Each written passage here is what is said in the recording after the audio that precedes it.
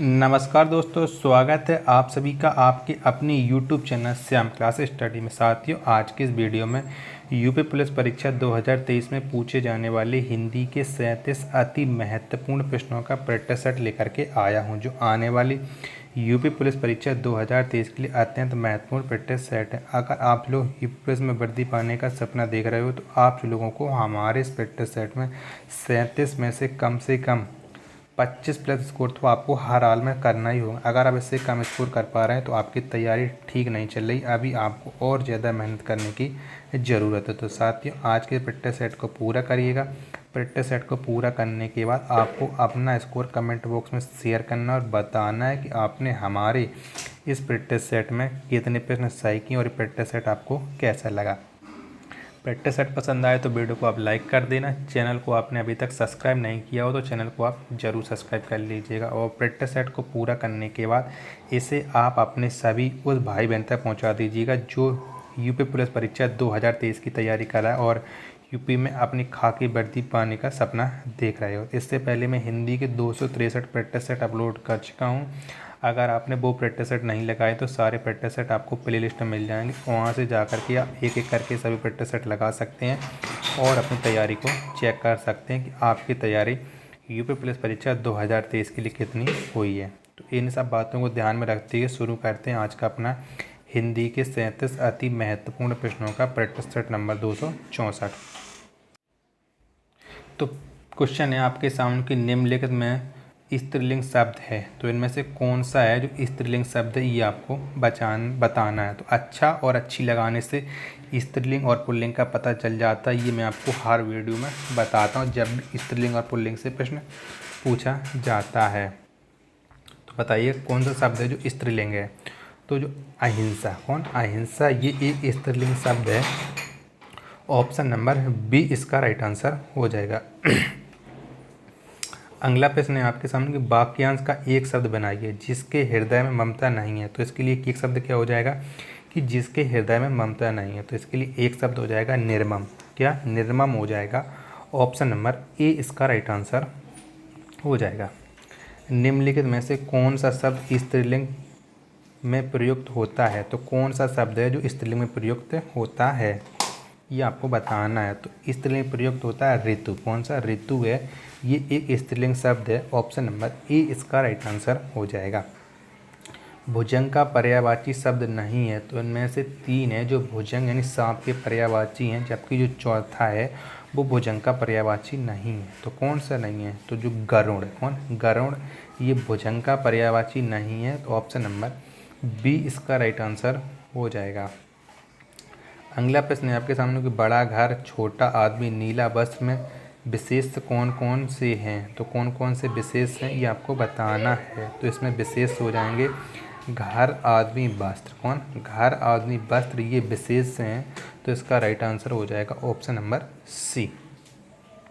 वाच्य होते हैं। तो वाच्य कितने प्रकार के होते हैं ये आपको बताना है। तो जो वाच्य हैं ये होते हैं 3 प्रकार। कितने? 3 प्रकार के होते हैं वाच्य। ऑप्शन नंबर ए इसका राइट आंसर हो जाएगा। अगला प्रश्न है आपके सामने कि निम्न में भाववाच्य बताइए। तो इनमें से कौन सा है भाववाच्य, वो आपको बताना है क्वेश्चन नंबर 10 में। तो इसमें भाववाच्य अब चला जाए। कौन सा? अब चला जाए, ये भाववाच्य है। ऑप्शन नंबर बी इसका राइट आंसर हो जाएगा। समुच्चय बोधक को कहते हैं। तो क्या कहते हैं? समुच्चय बोधक को, ये आपको बताना है। तो समुच्चय बोधक को कहते हैं आविकारी। क्या? आविकारी कहते हैं समुच्चय बोधक को। ऑप्शन नंबर ए इसका राइट आंसर हो जाएगा। हिंदी में वचन होते हैं। तो कितने होते हैं हिंदी में वचन? तो हिंदी में होते हैं 2 वचन। कौन से? 2 वचन होते हैं, एक वचन और बहुवचन। ऑप्शन नंबर सी इसका राइट आंसर हो जाएगा। अगला प्रश्न है आपके सामने कि सरस्वती का पर्यायवाची नहीं है। तो इनमें से कौन सा है जो सरस्वती का पर्यायवाची नहीं है। तो 3 है जो सरस्वती के पर्यायवाची हैं, जबकि जो चौथा है ये सरस्वती का पर्यायवाची नहीं है। तो जो कमला, कमला, ये सरस्वती का पर्यायवाची नहीं है, ये लक्ष्मी का पर्यायवाची है। ऑप्शन नंबर सी इसका राइट आंसर हो जाएगा। इच्छु का तद्भव रूप है। तो इच्छु का तद्भव रूप क्या हो जाएगा? तो इसका तद्भव रूप हो जाएगा ईख। क्या? एक हो जाएगा ऑप्शन नंबर सी इसका राइट आंसर हो जाएगा। रेलगाड़ी शब्द है, तो रेलगाड़ी कैसा शब्द है ये आपको बताना है। तो जो रेलगाड़ी है ये है एक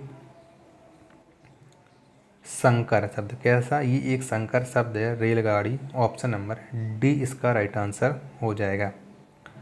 अगला प्रश्न है आपके सामने कि थोक का पर्यायवाची है, तो उनमें से कौन सा है थोक का पर्यायवाची? जो तो पायरेक, कौन सा? पायरेक ये है थोक का पर्यायवाची। ऑप्शन नंबर डी इसका राइट आंसर हो जाएगा। विभू का पर्यायवाची है, तो इनमें से कौन कौन से हैं विभू के पर्यायवाची?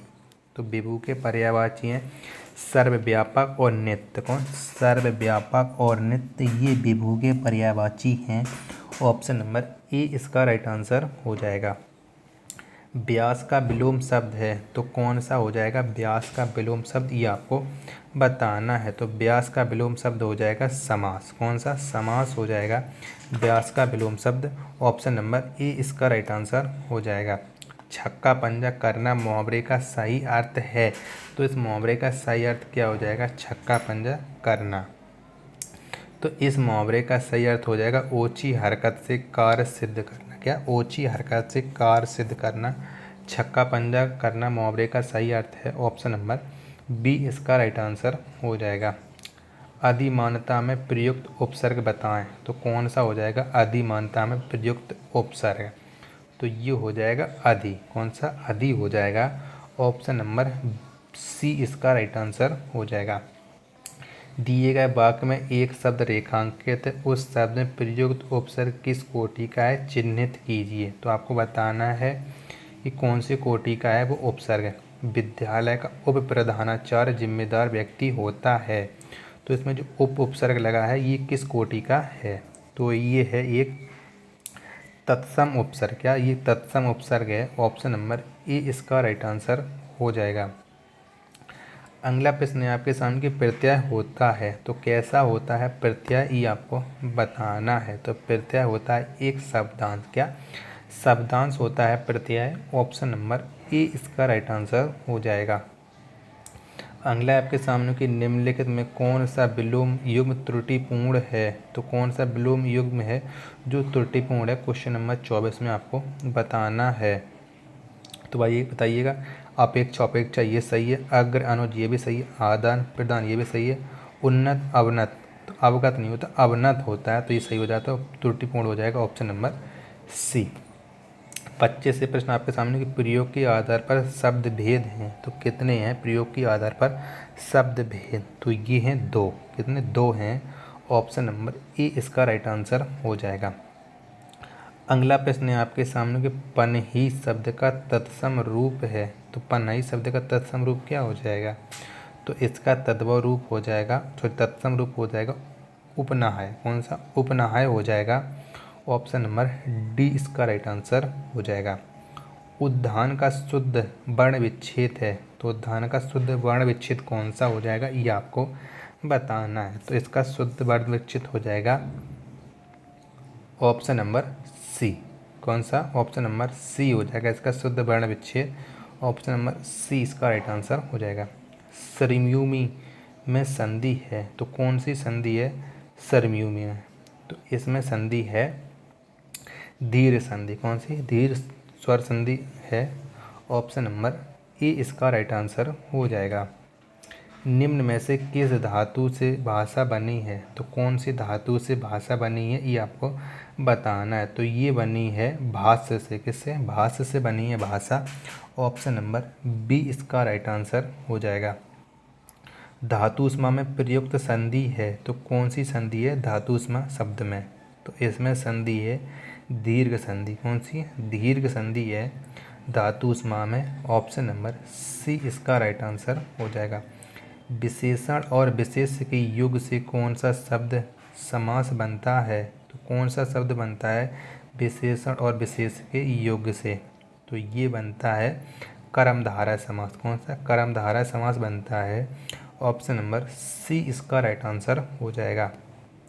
जिस समास का कोई पद प्रधान नहीं होता उसे कहते हैं, तो उसे क्या कहते हैं कि जिस समास का कोई भी पद प्रधान नहीं होता है तो उसे हम कहते हैं बहुब्रीहि समास। क्या? बहुब्रीहि समास कहते हैं, क्योंकि बहुब्रीहि समास में पहला और दूसरा पद प्रधान नहीं होता, जबकि तीसरा पद है वो प्रधान होता है। तो ऑप्शन नंबर डी इसका राइट आंसर हो जाएगा। उपसर्ग को कहते हैं, तो क्या कहते हैं उपसर्ग को, ये आपको बताना है। तो उपसर्ग को कहते हैं शब्दांश। क्या? शब्दांश कहते हैं उपसर्ग को। ऑप्शन नंबर ए इसका राइट आंसर हो जाएगा। लिपि की आवश्यकता होती है, तो कैसी होती है लिपि की आवश्यकता? तो ये होती है भाषा लिखने में। क्या? लिपि की आवश्यकता होती है भाषा लिखने में। ऑप्शन नंबर बी इसका राइट आंसर हो जाएगा। खड़ी बोली निकली है, तो किससे निकली है खड़ी बोली, ये आपको बताना है। तो जो खड़ी बोली है ये निकली है पश्चिमी हिंदी से। किससे? पश्चिमी हिंदी से निकली है खड़ी बोली। ऑप्शन नंबर बी इसका राइट आंसर हो जाएगा। हिंदी भाषा की कुल वर्ण लिपियाँ हैं, तो कुल कितनी हैं हिंदी भाषा की वर्ण लिपियाँ? तो ये हैं 52। कितनी? 52 हैं। ऑप्शन नंबर सी इसका राइट आंसर हो जाएगा। मध्य स्वर कहते हैं, तो किसको कहते हैं मध्य स्वर, ये आपको बताना है। तो मध्य स्वर कहते हैं आ को। किसे? आ को कहते हैं, छोटा आ को कहते हैं मध्य स्वर। ऑप्शन नंबर डी इसका राइट आंसर हो जाएगा। निम्न में कंठ वर्ण है, तो आपको बताना है कि इनमें से कौन सा है वो कंठ वर्ण है। तो इसमें से आ हा विसर्ग ये कंठ वर्ण है। ऑप्शन नंबर बी इसका राइट आंसर हो जाएगा। अगला प्रश्न है आपके सामने कि रा प्लस माँ का रूप है, तो कौन सा है रा प्लस माँ का रूप? तो इसका रूप हो जाएगा आपका मर। ऑप्शन नंबर सी इसका राइट आंसर हो जाएगा। फिर में पूर्ण वर्ण है, तो कौन सा है फिर में पूर्ण वर्ण? तो इसमें पूर्ण वर्ण है रा। कौन सा? रा है। ऑप्शन नंबर सी इसका राइट आंसर हो जाएगा। अब आप बताइए आपने हमारे इस प्रैक्टिस सेट में कितने प्रश्न सही किए हैं और ये प्रैक्टिस सेट आपको कैसा लगा? प्रैक्टिस सेट पसंद आया हो तो वीडियो को आप लाइक कर दीजिएगा। चैनल को आपने अभी तक सब्सक्राइब नहीं किया तो चैनल को आप ज़रूर सब्सक्राइब कर लीजिएगा। मिलते हैं अपन नेक्स्ट वीडियो तथा नेक्स्ट प्रैक्टिस सेट में। तब तक के लिए धन्यवाद। जय हिंद।